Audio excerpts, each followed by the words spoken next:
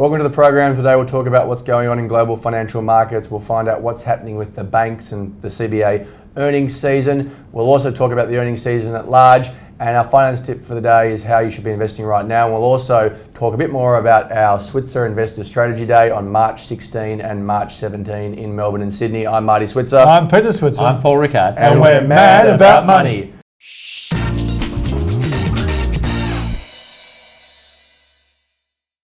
We've only got 2 minutes and we're going to cover each topic in no more than 2 minutes. First question, Pete. Global financial markets at the moment have been challenged. Australia got absolutely belted yesterday. Yeah. Your thoughts on what's happening at the moment? Well, I was asked in our webinar last Friday, when will I start getting worried? And I said when the S&P ASX 200 gets to 4,500. Well, we're 4,800. So I'm 400 points off worrying. I don't like the fact that there's a new curve being thrown into the mix, namely a question mark over European banks because Deutsche Bank looks like it's got a few problems. That's a bit of a worry, and I was really happy to see the Dow Jones overnight go down, but then spin around, go positive, and just finish down a few points. So I think at this point in time, and Paul's probably a better judge than me on this, when new curveballs come, they sell first and ask questions later. I think they have been asking questions over the last night or two. Europe was only down 1% overnight, so probably they worried more than they needed the first up, and now I think they're probably reevaluating. Paul, what's your view? Yeah, a little hard at the moment to stand in front of the train because lots of fears are coming out of everywhere. People are talking about Greece, right back on the agenda. They always come back around this time of the year. They always come back again.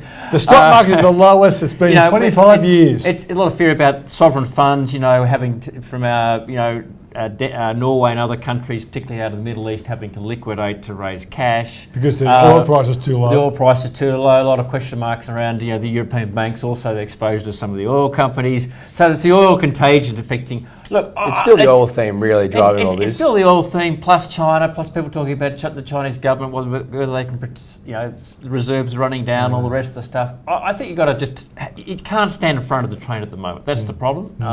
I think there are opportunities, but I don't think we're out of the woods. And my guess is this sort of current sort of, I won't say panic, but the fear is pretty strong, and it's going to be hard to Marty, just in front of. I quoted the head of investment strategy for Barclays overnight, who said, look, if you look at all the major things that drive economies and markets, they look good. Those sort of economic indicators look good. And so he said, but we are coping with this enormous fear.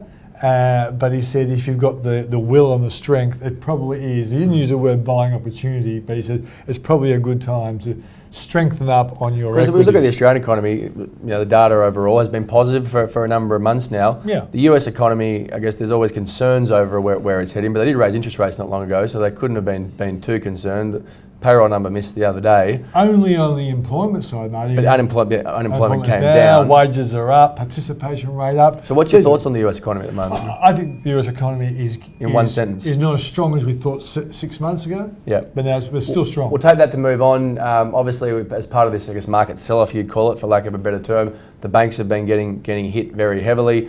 Also, CBA reported this morning. Paul, we'll throw to you being our bank expert. Your thoughts on what's happening in the banks at the moment, and then also let's talk about CBA. Yeah, well, first of all, what's happening in the banks at the moment is essentially the function of everything else, that is liquidity issues coming to the top again. Do they have a lot of exposure to the oil companies and the European banks? Talk about Greece, it's all boiling over, so the European banks have been hit really hard. And in that environment, it spreads to the US, it spreads to Australia. People overseas say, well, why are European banks down 20%? Surely Australian banks are already overvalued. Everyone knows that from overseas, that Australian banks are overvalued. They've been desperate to sell Australian banks for a while. Desperate to sell it, and so it comes down. Now, there's a little bit of underlying rationale in that credit spreads have moved out, and Australian banks collectively borrow still about 25 to 30% of their funding from offshore. And when fear takes over and the cost of borrowing money goes higher, which is what it's done, then obviously that impacts their bottom line. Margins get compressed. So that gets passed on and has a slowdown. Yeah, so that's the negative. We saw that, and you recall that's exactly what happened in the GFC. You couldn't get, Australian banks almost got stranded. You couldn't get liquidity anywhere. Costs went through the roof because of no one would lend. So 3-year term deposits were 8%. I remember seeing it in Melbourne, walking past the window. So that's the irrational part of the fear. Look, I think a lot of other stuff is sort of, we'll need more capital. That story just doesn't go away. Now, let's come to the result this morning. CBA's reported. It's broadly positive. Yeah, it's broadly positive. Like the headline number, 4.804 billion is on track. Dividend 198 cents. So all the bears No that dividend Brian change. Johnson are wrong. No dividend change. What was their earnings growth on a percentage? Yeah, wise? Their headline jaws is flat. That's operating expenses, income up 6%, operating expenses up 6%. If you adjust it for FX, they say that income was up 5% and expenses are up about 3.8%. So you could say there's almost positive jaws there if you take out the FX part. Market share okay. Bad provisions for bad provisions debts? Okay. No real signs there. I think it's actually a pretty positive result. So, no reason to worry. And return on equity is down, but it's still 17.2% on a higher share base. Not too far. It's really hard to get too negative on We'll these stocks. We'll move so on there. I think the market will like that result. Okay.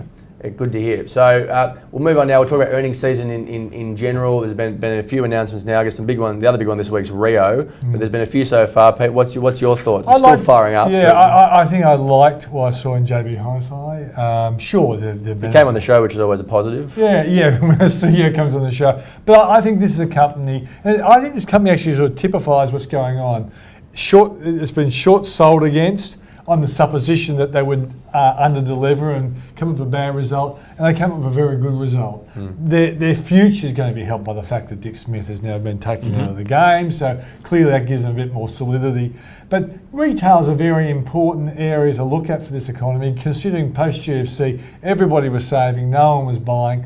I think it's a good sign for the Aussie economy, and I've got to say I like that one. Ansell, I don't understand Ansell, quite frankly. How could anyone lose money making condoms?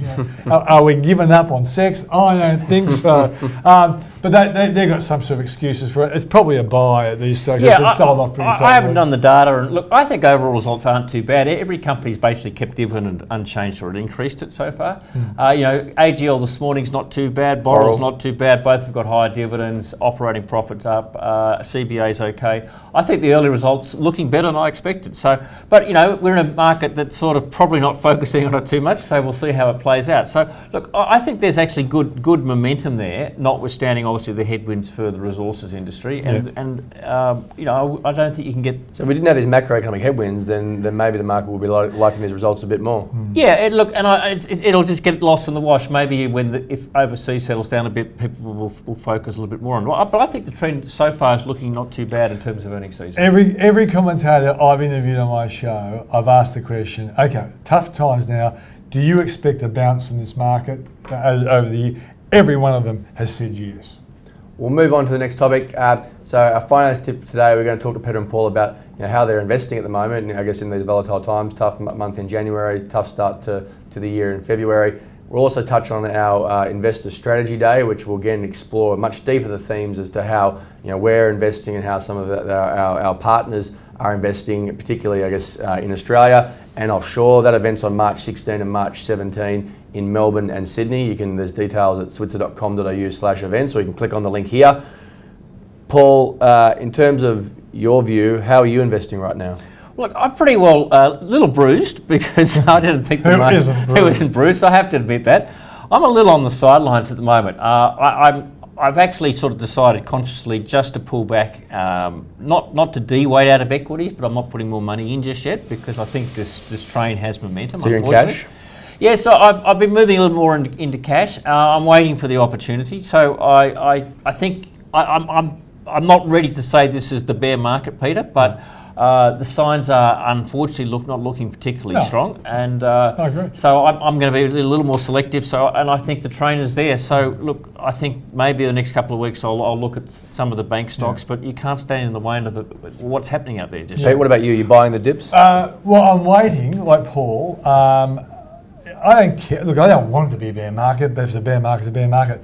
I think it's the time to look at individual companies that you want to own in the future. And like, for example, I'm preparing to sell my expensive BHP shares and rebuy them at $15. I can use the capital loss when it comes to June 30. I've got companies that have made good money which I want to sell eventually, and I'll use that capital loss to offset my capital gain. And I'll be sitting on BHP at maybe $15, riding up over the next 5 years with a terrific dividend yield. That's the kind of play. And I like the banks. Like Paul, I'm going to take an opportunity.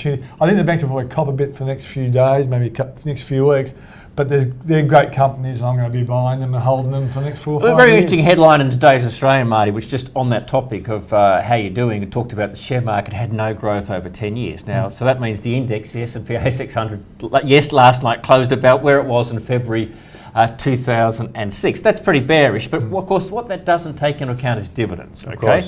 So if you had average of over 5% dividend, you're franking, people have still got an income return of 6 or 7% over that period per annum. Yeah, so what you're really saying is 45% plus franking credits, but it's like 7 times 9 is, it was, not 9, it's 10, so it's about 10 times 7, 70%. So we've got to be just a little bit sanguine about that. So we forget about that, but I'm just... That's why we're mad about money. That's why we're mad about money. Bad headlines. That's all we've got time for. I'm Marty Switzer. I'm Peter Switzer.